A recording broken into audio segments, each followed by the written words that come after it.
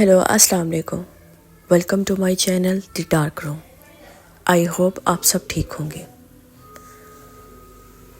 ایک سچا واقعہ جسے سن کر شاید تم لوگ رات کو اکیلے نہ سو سکو. یہ کہانی مجھے ایک آدمی نے خود سنائی تھی.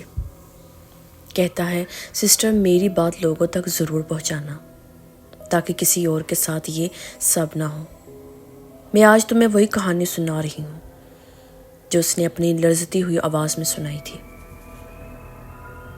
میرا نام سمیر ہے. میری شادی کو 3 سال ہو چکے ہیں. میری بیوی سارا شروع میں بالکل عام لڑکی تھی.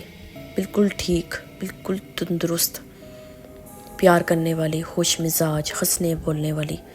جب وہ ہنستی تھی تو لگتا تھا جیسے گھر میں روشنی بھر جاتی ہے.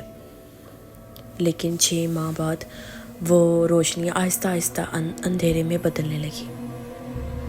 شروع میں نے محسوس کیا کہ سارا رات کو دیر تک جاگتی رہتی ہے.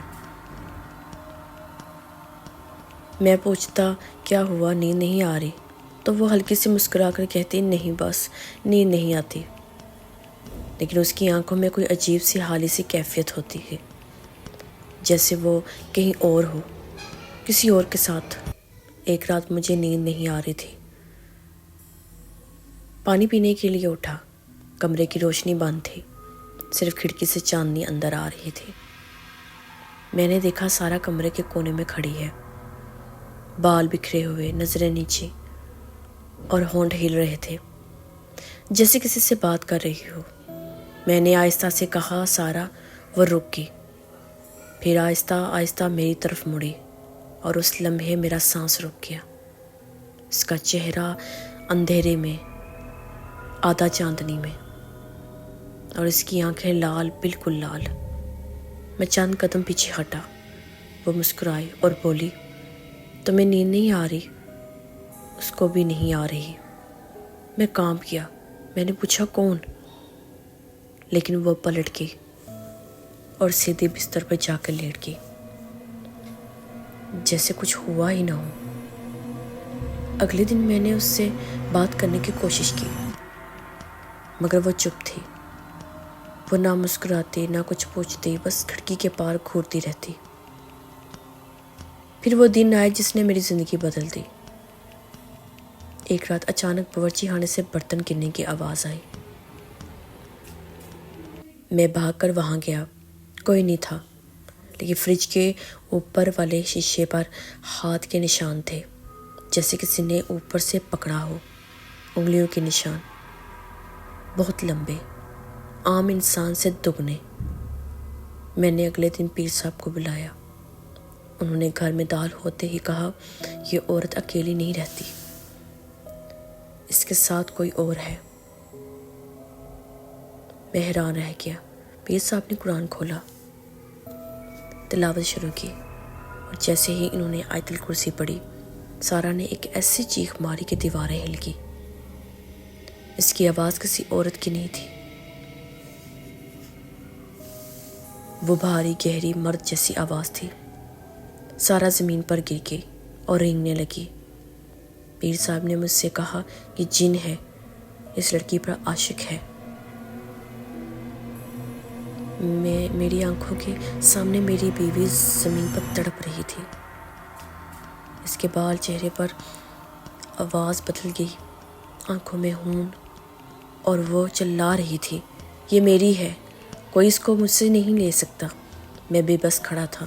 پیر صاحب نے قرآن بند کیا اور کہا یہ جن اس کے ساتھ کہیں سے آیا ہے، شاید کسی پرانی جگہ سے. میں نے یاد کیا ہم پچھلے سال مری گئے تھے. ایک پرانا بنگلہ تھا جسے سارا نے دیکھا تو کہا کتنا خوبصورت ہے، لیکن وہ جگہ ویران تھی. شاید وہیں سے وہ سایہ اس کے ساتھ آیا ہوگا. اس رات کے بعد گھر میں سکون نہیں رہا. کبھی دروازہ خود بہت بند ہوتا، کبھی روشنی چمکنے لگتی، کبھی آئینے میں سارا کے پیچھے کسی اور کا عکس نظر آتا. ایک رات میں نے خواب دیکھا سارا میرے ساتھ بیٹھی ہے، لیکن اس کے چہرے پر کسی اور کا سایہ ہے. وہ بول رہی تھی مگر آواز کسی اور کی تھی، مطلب ایک مرد کی آواز تھی. میں ڈر کے جاگ گیا. جاگنے کے بعد میں نے دیکھا سارا میرے پاس بیٹھی ہے. मुस्कुरा रही है और कह रही है, तुम्हें नींद नहीं आती ना? मैं चीख उठा। इसके होंठों से खून टपक रहा था। अगले दिन मैंने पीर साहब को बुलाया। इन्होंने कहा कि हमें ये जिन निकालना होगा वरना ये सारा को ले जाएगा। इन्होंने अमल शुरू किया।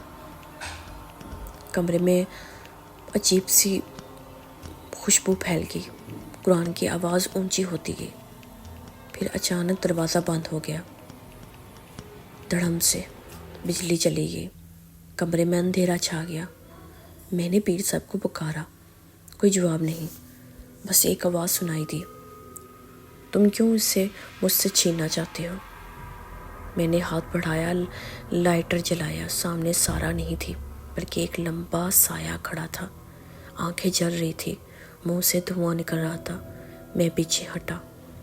वो साया धीरे धीरे बोला, मैं इसे वहाँ से लाया था जहाँ तुम्हारी दुआ ख़त्म होती है।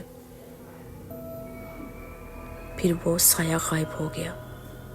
मैंने लाइटर नीचे देखा, सारा बेहोश पड़ी थी।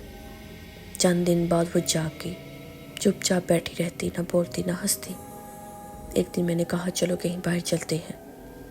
इसने मेरी तरफ देखा और कहा, मुझे वहाँ जाना है जहाँ से मैं आई थी।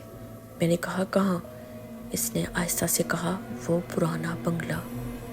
मैं डर गया, लेकिन मैं इसे अकेला नहीं छोड़ सकता था। मैंने गाड़ी निकाली और हम मरी के इसी रास्ते पर निकल गए।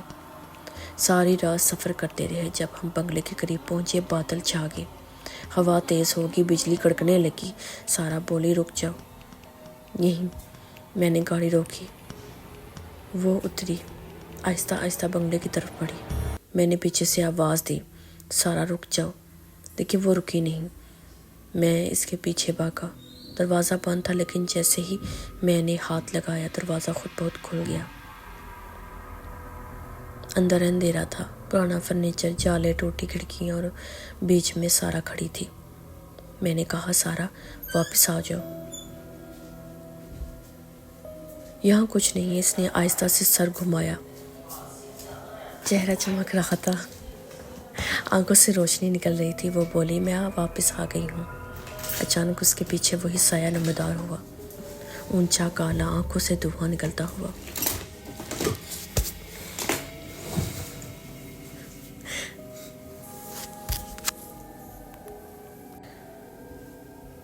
रोशनी निकल रही थी और वो बोली, मैं वापस आ गई हूँ।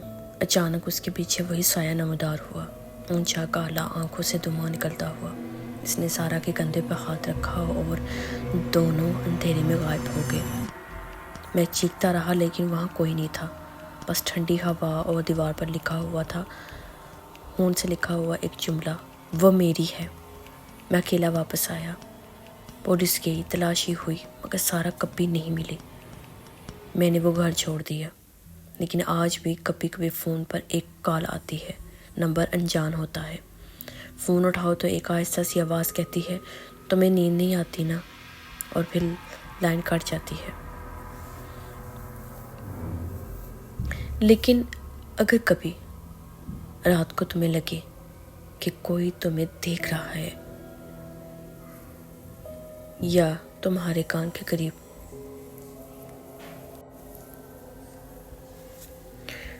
सो ये थी उस लड़के की स्टोरी जो उसकी बीवी के साथ हुआ।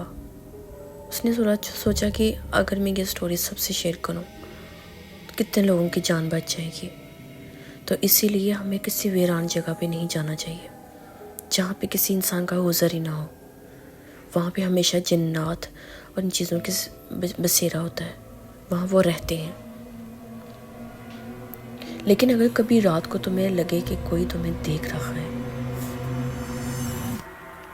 या कोई तुम्हारे कान के करीब आकर सांस ले रहा है, तो पलटना मत। क्या पता वो सारा हो। अगर ये कहानी सुनकर तुम्हें एक लम्हे के लिए भी सांस रुकती महसूस हुई तो कमेंट में लिखो कि मैंने उसे देखा। और अगली कहानी में मिलते हैं जहाँ सच और खौफ एक दूसरे में गुम हो जाते हैं।